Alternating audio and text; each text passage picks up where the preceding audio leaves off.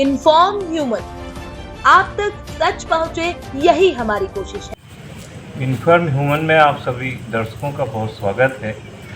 आध्यात्मिक संत, भारत की राजनीति के बड़े राजनीतिज्ञ उमेश नाथ जी महाराज, आपका बहुत स्वागत है। सनातन पे केंद्रित एक सकारात्मक पत्रिकारिता के भाव के साथ स्वामी जी आपके आशीर्वचन के तौर पे सनातन को किस भाव के साथ हम काम करें, यह हम आपसे निवेदन करना चाहते हैं।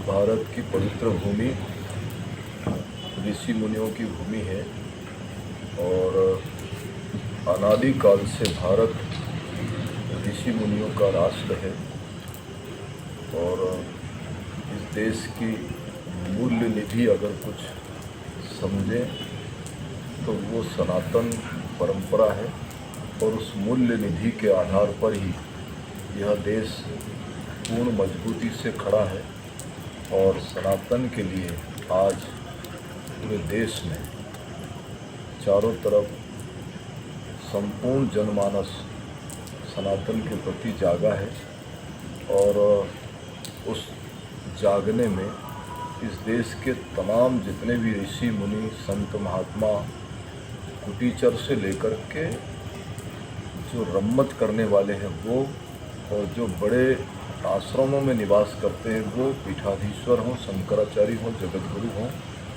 सन्यासी, सभी ने मिल कर के इस देश में सनातन का एक बहुत ज़बरदस्त तरीके से अलख जगाया है।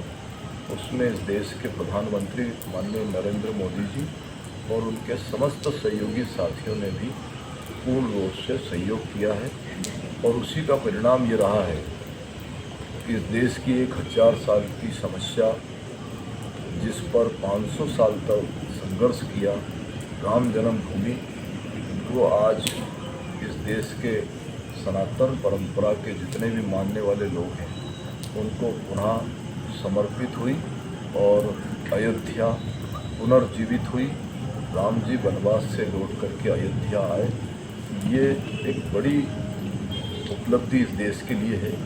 और अवंतिकापुरी उज्जैनी में भगवान महाकाल के मंदिर की आभा और इस देश के उच्च कोटि की नगरी वाराणसी जिसमें काशी विश्वनाथ निवास करते हैं, उस मंदिर की आभा को व्यवस्थित तरीके से सुंदर बनाना और धार में जो अभी आप देख रहे हैं जो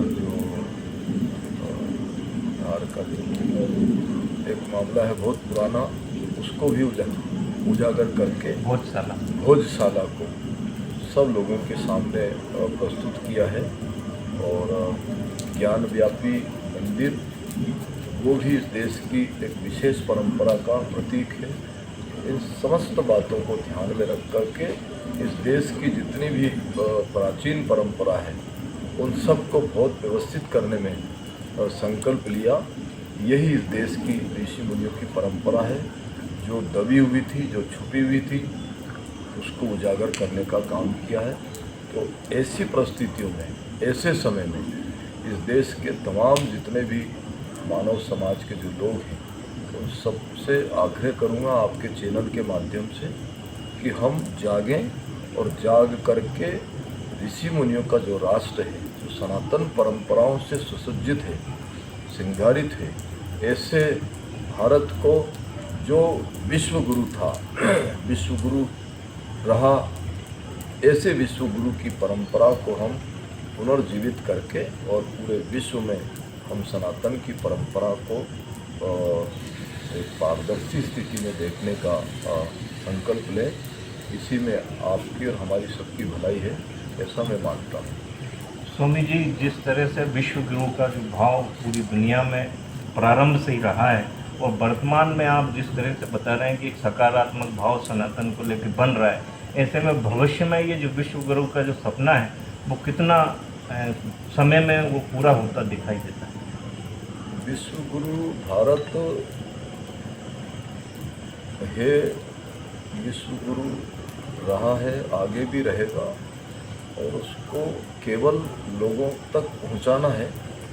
तो वो काम तेज़ गति से चल रहा है और पूरे विश्व में भारत की साख जो है बहुत व्यवस्थित तरीके से बन रही है, इसमें कोई दो राय नहीं है। उसके लिए कोई बहुत समय अवधि की आवश्यकता नहीं है। तो निरंतर उस पर सभी संत महात्मा और जनप्रतिनिधि सब लोग काम कर रहे हैं। और मैं मानता हूं कि पिछले 70-80 वर्षों में जो काम भारत में होना था वो नहीं हो पाया। और ये समय जब ऐसा आया है कि इसमें इस देश के छोटे से लेकर के बड़े जो जनप्रतिनिधि सब सनातनी परंपराओं को साथ में लेके चल रहे हैं, ये सबसे बड़ी बात है। और उसी से सनातन पुनर्जीवित होगा, ऐसा हम मानते हैं। विश्व गुरु भारत है और रहेगा। मतलब ये कहा जा सकता है कि स्वामी जी ने जिस तरह से समीक्षा की है, इस समय हिंदुस्तान का स्वर्णिम समय चल रहा है। मध्य प्रदेश का प्रतिनिधित्व भारत की संसद में करने वाले आध्यात्मिक संत, भारत के बड़े राजनीतिक बाल योगी उमेश नाथ जी महाराज जी से हमने बात की। आपने हमें समय दिया, बहुत धन्यवाद।